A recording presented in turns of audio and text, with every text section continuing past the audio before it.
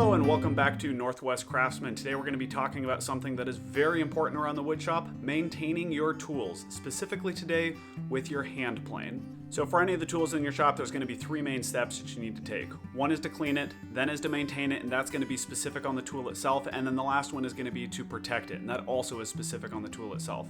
So let's jump into what it looks like to maintain your hand plane. Alrighty then, so before you get started, there's going to be a couple of supplies that you need. Obviously, you're going to need the hand plane that you're going to be maintaining.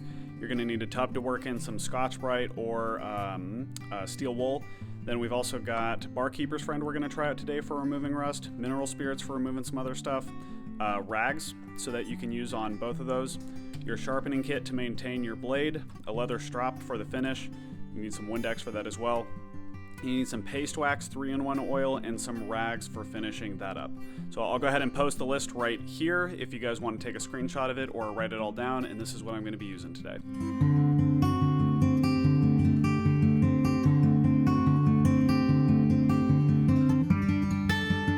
The first step is to clean your hand plane of gross debris and fine debris. So you can see on here there's a little bit of sawdust all the way through there, and there's some big wood chips stuck on the inside. So I'm going to first disassemble this, use an air compressor to get it all cleaned out, and then I'm going to go ahead and clean out all the cracks and crevices.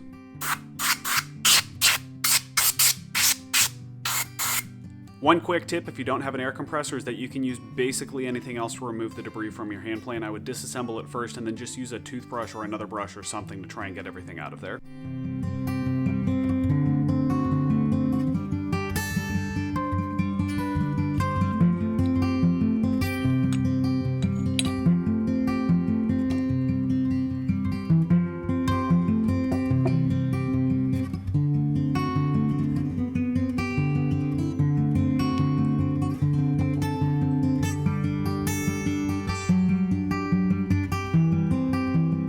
Once you have all the major debris out of your hand plane, you're going to go through with something like a toothbrush, and you're going to start trying to get all the nooks and crannies and make sure that everything's out of there.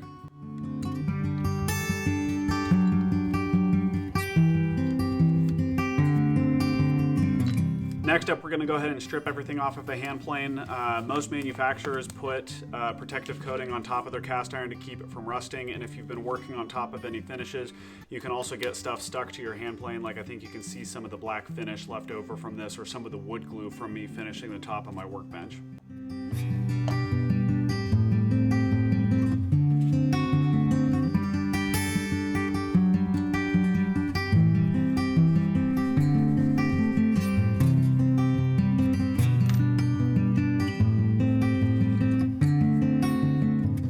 You'll also want to make sure that you get all the different components of your hand plane as well.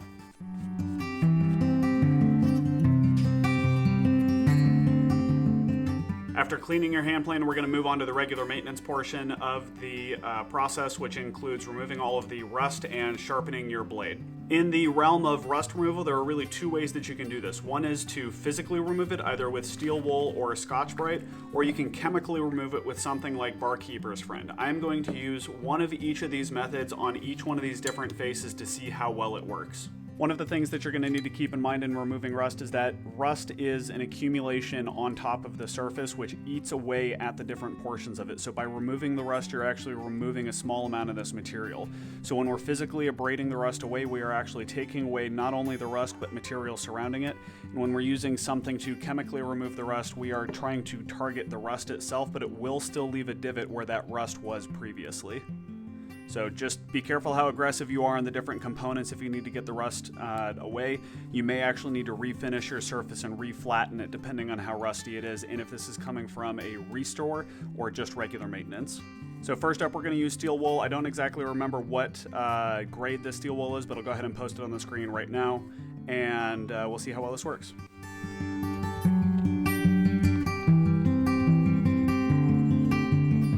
So the steel wool doesn't seem to be touching it much. If you go with something a little bit more aggressive than what I have, you might be able to get better luck, but I'm going to go ahead and move on to the scotch brite and see if that helps to make a difference.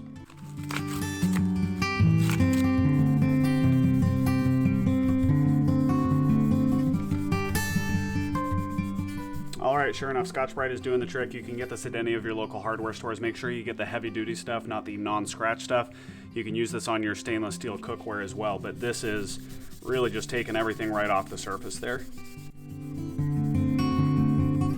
Alrighty there, I don't know if you can see the difference on there, but that looks spectacular. This other side is much more similar to how it looked previously, and now we're off to this. So that looks great. The other reason I'm wearing gloves right here is so that I don't get my hand oils back on this, because before we apply the polish, we want to make sure that there is nothing on here. Your hand oils do a pretty good job of rusting your tools. Next up, I'm going to try the Barkeeper's Friend on this side to see how well it does. One of the other things that I've noticed is that with the etching that they have for the different models, you need to be careful because some of them are etched just onto the surface, and so if you use Scotch Brite or something abrasive, you can actually rub all of your model number off of there. Based on what I am feeling right here, it actually feels like this is etched into the metal itself, and so it shouldn't have an issue. But I'm going to go ahead and try Barkeeper's Friend and see how well it works.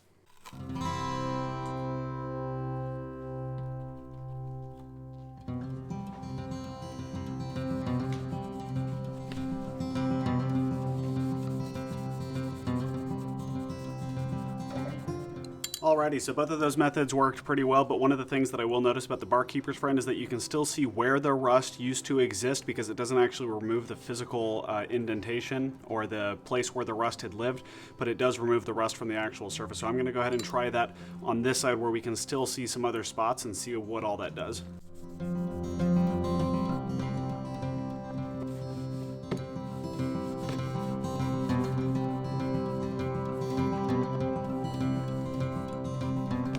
And just like that, your plane is rust-free and ready to go. So I'm going to go ahead and give it one final wipe down with a clean rag so that it's good, and then I'm going to use some Scotch Brite to polish out some of these scratches up here from when I mistakenly removed melted wood glue on there with a screwdriver.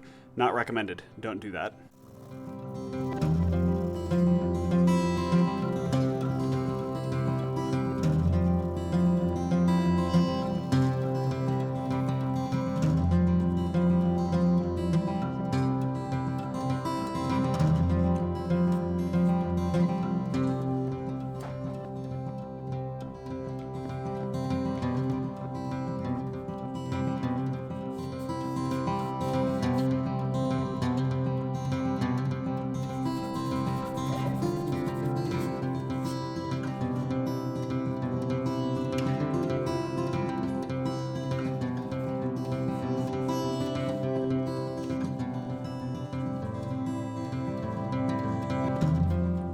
The next part of regular maintenance is sharpening your blade. I'm going to go ahead and use my diamond stones to do this, and if you haven't seen my video yet on how to sharpen, it's the same thing as my chisels, and I've got a video a while back. I'll be putting out a new video here pretty soon that talks about how to do it with the diamond stones, but here's a quick look at that.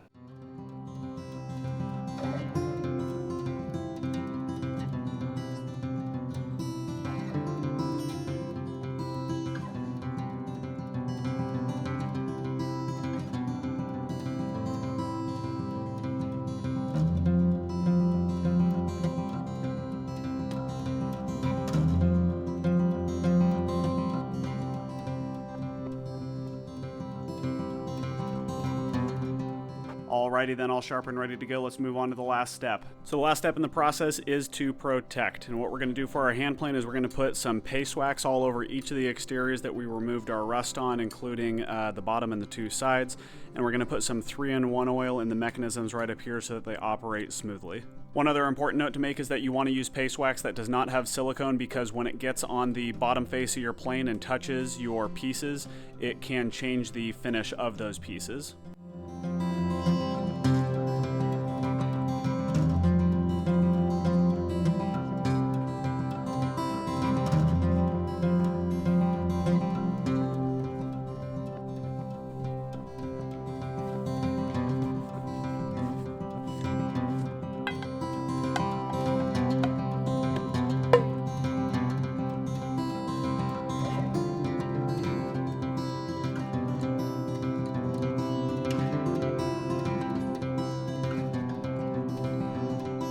Alright, so once you get done with all of that, you're ready to put your hand plane back together, and then the last most important step is where do you store it?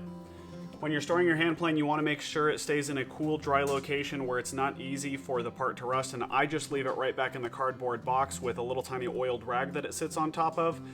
That's not really important, but what that allows is a little bit of airflow on the underneath side of the hand plane itself. The other thing is with the paste wax, I leave a layer of paste wax on it while it's being stored because it doesn't do any damage to the plane itself and it leaves a physical barrier there. The other benefit to the paste wax is that it also makes it really easy as you go to use your plane the next time. I didn't find that out until, frankly, a couple months ago, and it makes all the difference in the world. So I'll get this guy put back together and stored in the box. Hey guys, thanks for joining me today. I had a lot of fun doing this project, and maintaining my tools, or maintaining your tools, is one of those things that doesn't always get a lot of glory, but when you get done with it and things look really nice like this guy does, I mean, I am thrilled with the way this guy turned out. So if you like this video, please think about giving it a thumbs up. If you have any questions about the process and what I ran through, please feel free to leave them in the comment section down below. I would love to get back to you guys on that. The one thing that I did learn during this episode is that steel wool did not work worth a darn. I would stick with the Scotch Brite and Barkeeper's Friend, and in fact, I'm probably going to use them in combination because it worked so well. If you like the content that we're producing here on Northwest Craftsman, please think about subscribing to our channel so that you get notifications on all of our different content, and I'd love seeing you guys here on the channel. Thank you for joining me. This should be posted on Sunday morning like the videos have been doing normally. I hope that you had an excellent weekend and that you have a very productive Sunday. Awesome. Thank you guys for joining. I hope you have a great one, and I'll see you next time.